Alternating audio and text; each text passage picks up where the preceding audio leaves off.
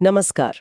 आज हम एक बहुत ही खास किताब पर बात कर रहे हैं, एनी फ्रैंक, एक युवा लड़की की डायरी। हमारे पास जो इसका विश्लेषण है, वो समझने में मदद करेगा कि आखिर ये डायरी क्या है, क्यों इतनी अहम है और आज भी इसे पढ़ना कैसा लगता है। हाँ, बिल्कुल।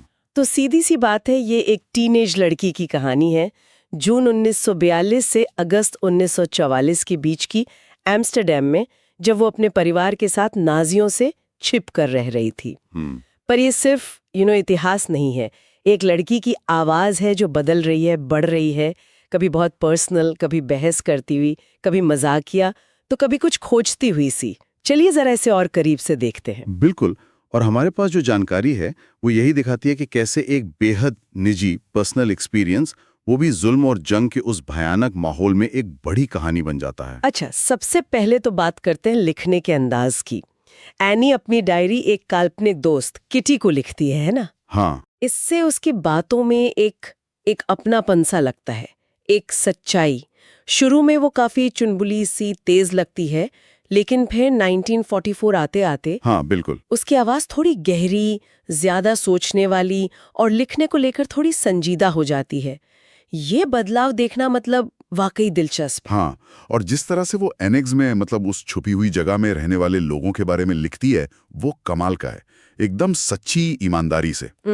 अपनी माँ के साथ उसका वो थोड़ा चिड़चिड़ा सा रिश्ता हो, या पिता के लिए इज्जत लेकिन साथ में थोड़ी निराशा भी, या फिर पीटर के लिए वो टीनेज वाली फीलिंग्स। हाँ, वो भी। ये सब इसलिए इतना असली लगता है क्योंकि एनी ने किसी को परफेक्ट दिखाने की कोशिश नहीं की। सब जैसे थे वैसे बताया।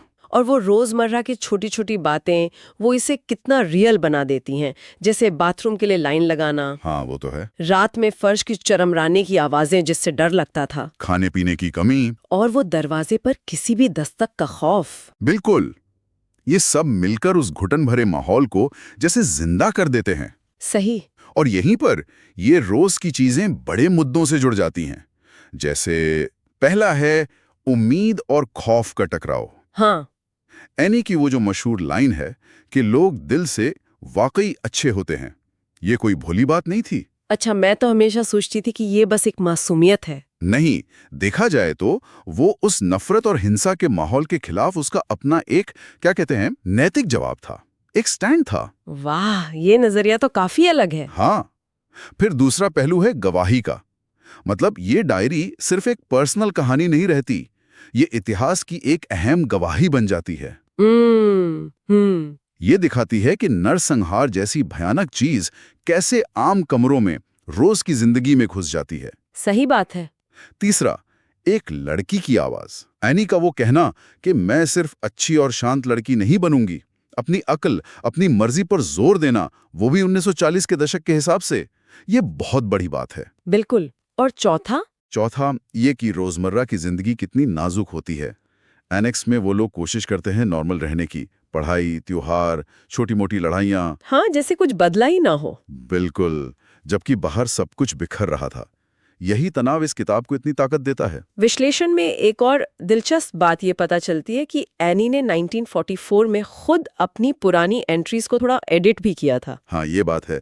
जब उसने रेडियो पर वो अपील सुनी थी ना, युद्ध के अनुभवों को सहेजने की, तब उसने सोचा कि शायद उसकी डायरी भी छप सकती है। इससे डायरी की बनावट में एक और लेयर आ गई। तो अब सवाल ये है कि ये आज भी इतनी जरूरी क्यों है? देखिए, कई वजह हैं। एक तो लिखने का हुनर। ये सिर्फ इम्पोर्टेंट किताब नहीं है, ये वाकई बहुत अच्छी लिखी हुई है। साफ, गहरी नजर वाली और कई बार तो मजेदार भी। हाँ, ह्यूमर भी है उसमें। बिल्कुल। फिर है इसकी ऐतिहासिक कीमत। नाजी कब्जे वाले नीदरलैंड्स में यहूदी कैसे छिपकर रहते थे, उसका अंदरूनी नजरिया मिलता है। ऐसा कहीं और मिलना मुश्किल है। और आखिर में वो जज्बाती सच्चाई। अंत में जो होता है, एनी की गिरफ्तारी और फिर कैंप में उसकी मौत, आज़ादी से बस कुछ पहले।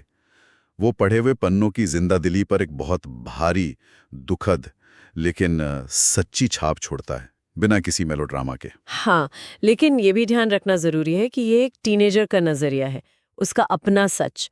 ये हॉलोकॉस्ट के सारे अनुभवों को नहीं समेटता। नहीं, बिल्कुल नहीं। ये एक टुकड़ा है, बेशक बहुत जरूरी टुकड़ा। पूरी तस्वीर के लिए और भी सोर्सेज देखने पड़ेंगे। तो कुल मिलाकर हम क्या कह सकते हैं, इसका सार क्या है? मेरे हिसाब से ये लिटरेचर और हिस्ट्री का एक ऐसा संगम है जो टाइमलेस है, धुंधला नहीं पड़ता। इसकी असली ताकत उन मामूली सी लगने वाली डिटेल्स और एक जवान लड़की की सोच में है।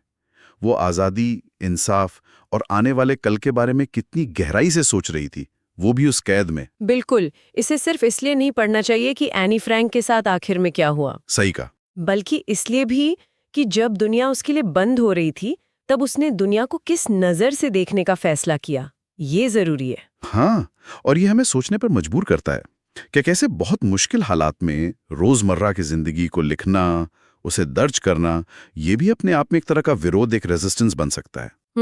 और कौन सी वो निजी छोटी छोटी बातें होती हैं जो ऐसे एक्सट्रीम हालातों में सबसे गहरे सच सामने ला सकती हैं। ये सवाल आज भी उतना ही मौजू है।